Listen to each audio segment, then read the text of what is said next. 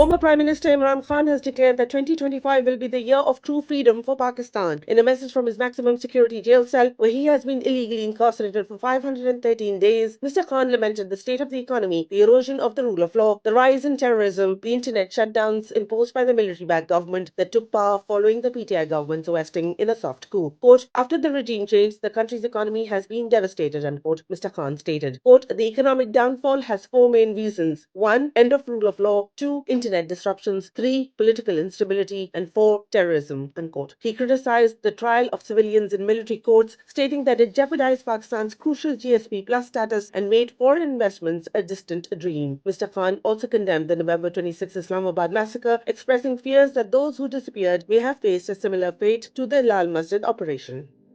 And now we turn to our special coverage of the Islamabad massacre. The death toll from the senseless killing of unarmed protesters by Pakistani security forces on November 26 continues to rise. On Saturday, December 30, more than a month later, the body of Mohammad Rashid was handed over to his family by the Islamabad police, who claimed his death resulted from a road accident. However, according to family sources, when a representative arrived at PIMS hospital to receive the body, they noticed a bullet wound on Mohammad Rashid's body. These sources exclusively revealed to Global Pakistan that multiple other bodies were stored where Mohammad Rashid's remains were kept. The return of Rashid's body supports reporting by independent journalists, and claims by Imran Khan's PTI party suggested a cover-up operation was conducted to hide the actual number of casualties in the military-style operation. The official death toll now stands at 14. In addition, 2 more individuals have been identified as injured with wounds from gunshots. The total of injured from gunshot wounds is now close to 170.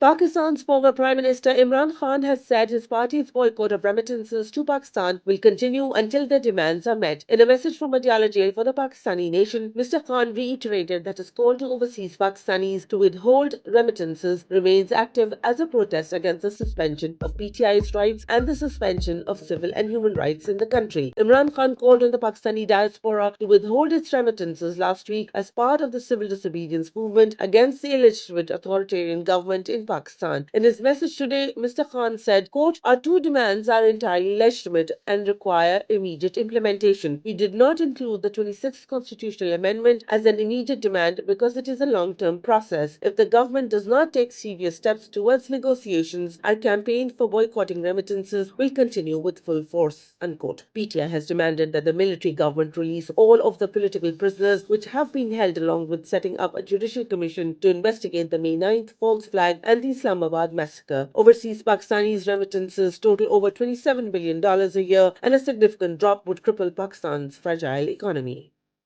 Pakistan Tehreek-e-Insaf, the party of former Prime Minister Imran Khan, rejected the allegations by the Pakistani army spokesman, who made bizarre allegations against the party in what analysts called a political press conference. Leader of the opposition and PTI senior representative Umar Ayub said the army spokesman cannot misguide the people in the age of social media. Quoting from a news report in 2022, Umar Ayub said it was the army which formulated the policy on Afghanistan, and distorting the facts is an attempt to shift blame. Umar Ayub said the intelligence agencies of the country can secure the country if they focus on combating terrorism instead of hounding journalists and social media activists. PTI also slammed the army for subverting the constitution by trying civilians in a military court. Responding to comments by the army spokesman on PTI-governed Khyber Pakhtunkhwa province, senior PTI leader Tehreek-e Insaf said the federal government is withholding crucial funds which would help in improving the security situation. Tehreek-e Insaf said the DG was creating rifts between the federating units.